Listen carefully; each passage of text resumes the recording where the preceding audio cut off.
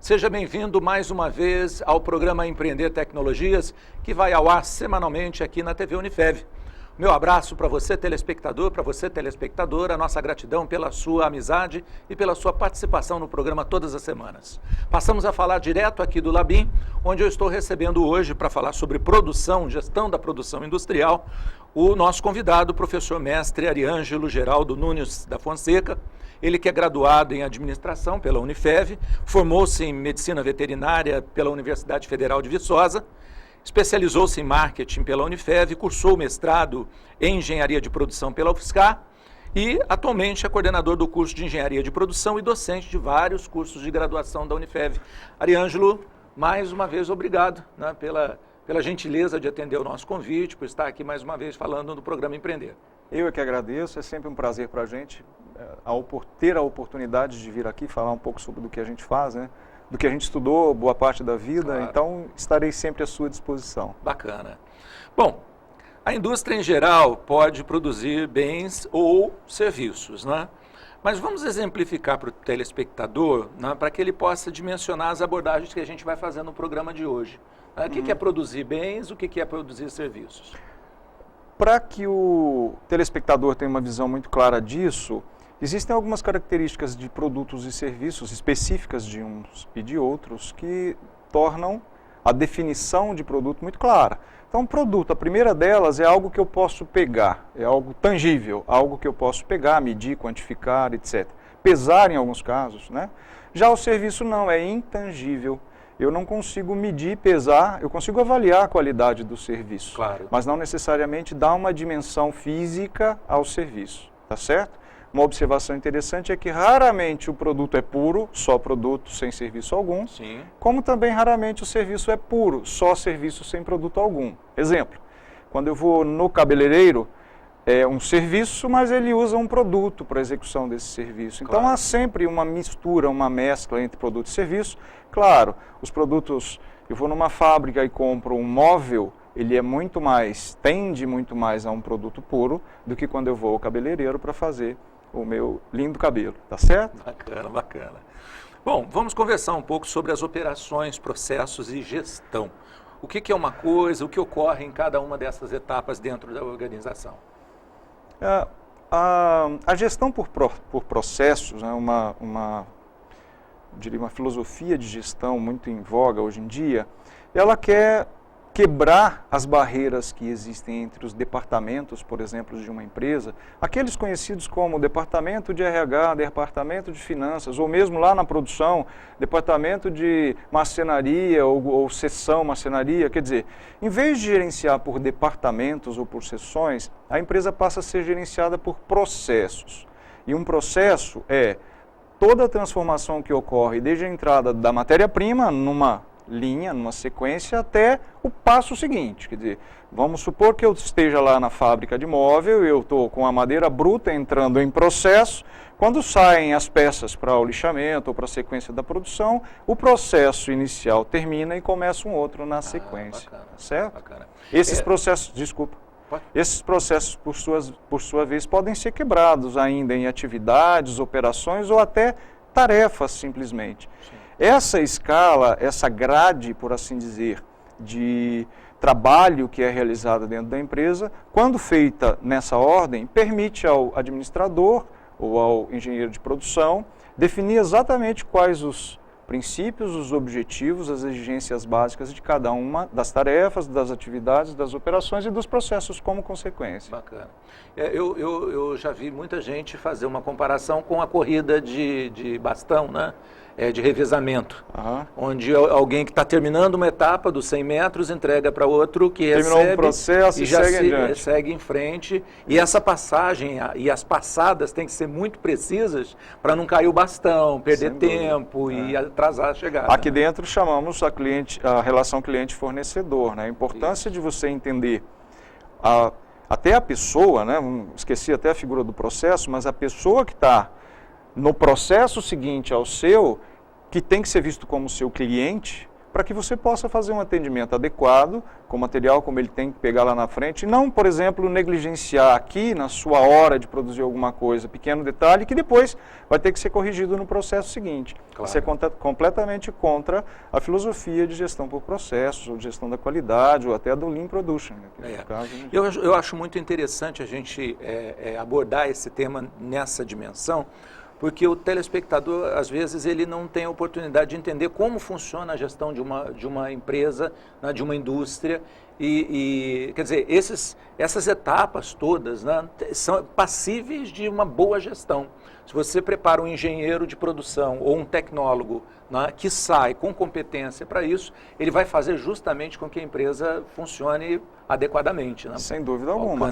A ideia básica por trás desses cursos de formação das pessoas vinculadas à produção, seja o administrador com área em gestão de produção, o tecnólogo em produção, o engenheiro de produção, o foco é esse. A diferença básica entre essas formações é a abrangência que depois ele pode lá na frente trabalhar dentro de uma indústria. Quando eu estou falando do engenheiro de produção, ele é capaz de definir projetos de processos, ele é capaz de definir até orçamentos de construção de uma indústria dessa, porque tem a carga da engenharia dando a ele a bagagem para isso. Bacana. O tecnólogo é mais operacional, ele entra num processo em andamento e consegue modificar com certeza esse processo em busca de eficiência, Bacana. Basicamente. Bacana.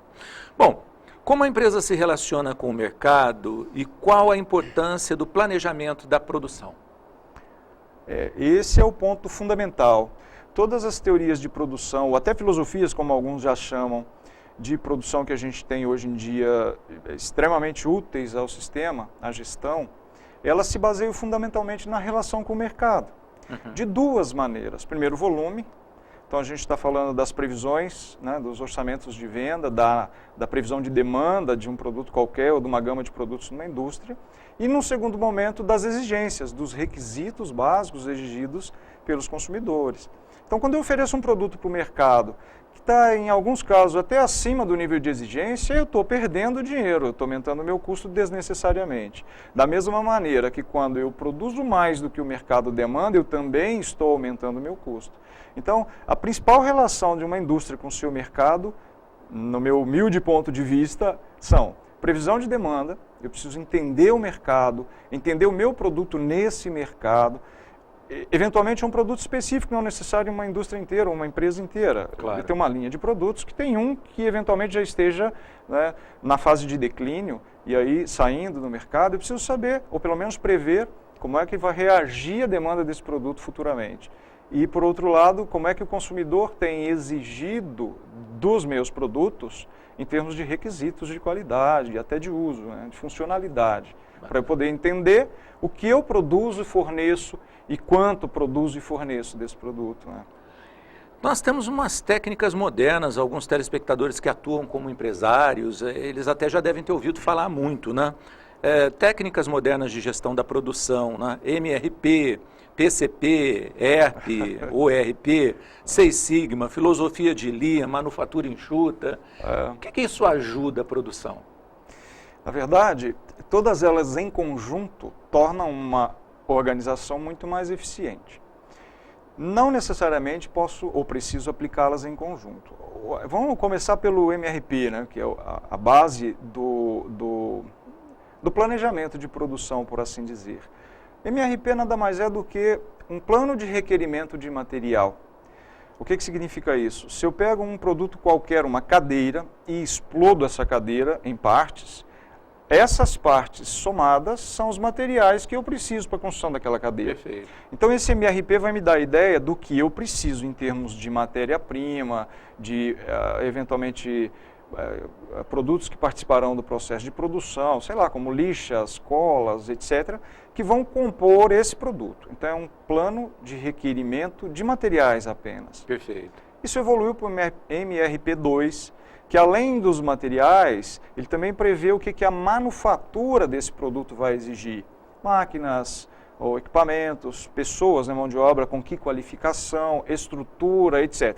Então eu já tenho um plano da produção, juntando a estrutura de produção em si com os materiais que são requisitados ou requeridos para a produção desse bem ou produto qualquer, entendeu? Bacana. Então isso vai evoluindo gradativamente e vai terminar lá no Lean Production, ou na produção enxuta que você falou, que é uma filosofia que incorpora, que agrega todas essas ações aí dentro. Bacana, bacana.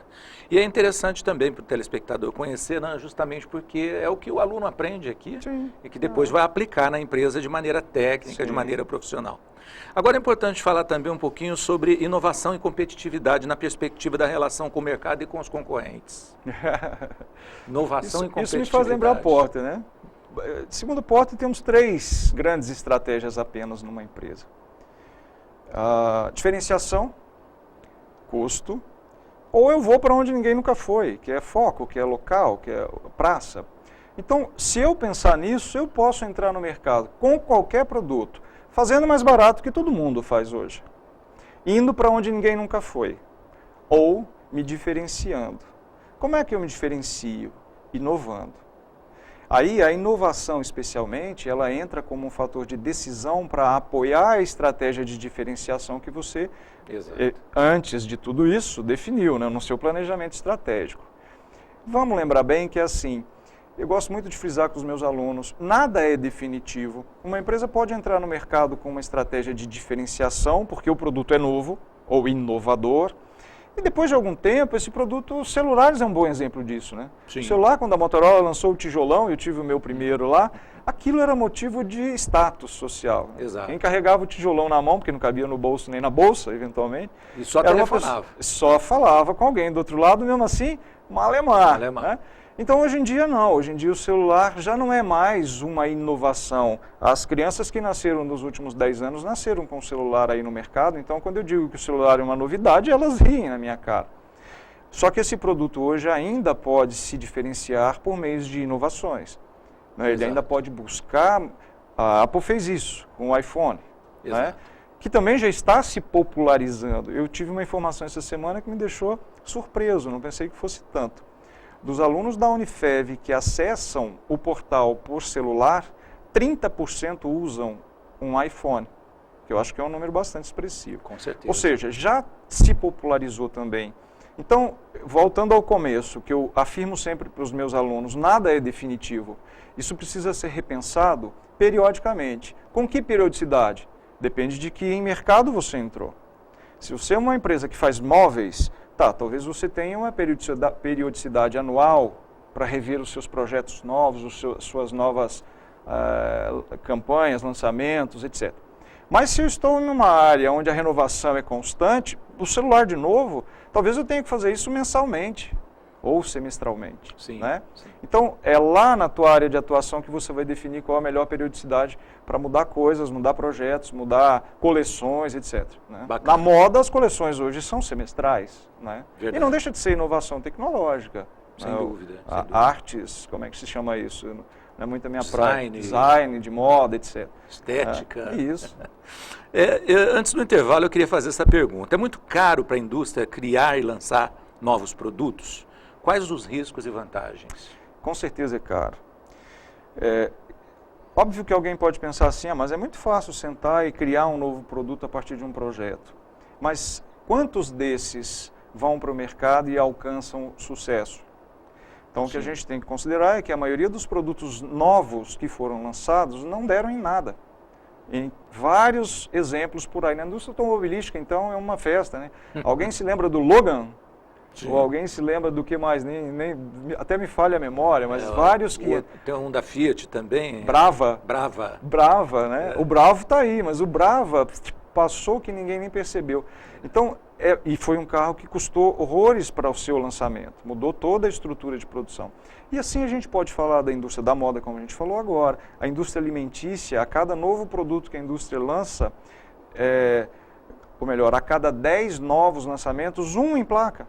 Né? Então é realmente muito, muito caro inovar em produtos, porque nem todos esses produtos terão sucesso lá no mercado. Esse é o custo realmente de se inovar em relação a produtos. Né? O custo de errar. O custo de errar, o custo do erro realmente, é o mais caro da história. Né? Exato.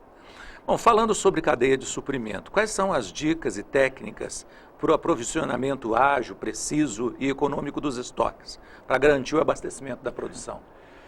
Na verdade, assim, voltamos àquela pergunta anterior. A base de tudo isso é uma boa previsão de demanda. Na medida em que eu tenho a competência de fazer uma previsão de demanda para o período seguinte, baseada no meu histórico, tem vários métodos para isso, né? Por incrível que pareça, o mais correto, o que menos falha, ainda é a experiência das pessoas que estão lá em contato com o mercado. Então, se tem uma rede de distribuidores ou representantes, esses caras são os que devem ser ouvidos, né? Olha, e tem um método muito interessante que eu faço essa previsão às cegas. Eu peço uma previsão deles, submeto a um trabalho de reunir todas e criar uma média, devolvo para ser avaliado em termos da média geral, diz, você está fora da média, o que houve aqui? Estou achando que você está pessimista, estou achando que você está otimista demais. Trabalhar isso de maneira clara, porque essa é a principal informação dentro da empresa para quase tudo que você for fazer a partir daí, né? Claro. Então, se eu tenho a previsão de demanda, eu consigo, por exemplo, contratos antecipados com os meus fornecedores na cadeia de suprimento, né? Eu consigo, por exemplo, transporte antecipado, o que viabiliza muito transporte. Transporte é complicado, né? Porque todas as vezes que a gente fala de transporte, não agrega muito valor ao produto. Sim. Acaba sendo visto só como custo. O que eu tenho que fazer? Gerenciar isso de maneira bem eficiente, né? A base ainda é uma boa previsão de demanda e que é ingrato, né? Ninguém tem bola de cristal. Então, nós temos métodos mesmo mais com variados, apoio de softwares, estatística, o que for, as falhas existem, né? Esse ano é um exemplo claro disso, né? A gente está vendo o consumo de tudo, sem exceção, até remédio, caindo tabela abaixo. Quem pisou no acelerador, pois é, agora está procurando o freio. Empresas que investiram, por exemplo, em expansão em 2014, porque estavam no mercado crescente e tudo mais, agora está tendo que amargar, eventualmente, a amortização do que fez lá, né? Se houve investimento e tudo mais, e o mercado em retração. Então, é complicado fazer isso, mas é uma das poucas regras básicas, previsão de demanda. Legal. Bom, nós temos vários outros assuntos agora para o segundo tempo. E você que está em casa, aguarda, daqui a pouquinho nós voltaremos no programa Empreender Tecnologias hoje, falando sobre gestão de produção industrial. Voltamos já.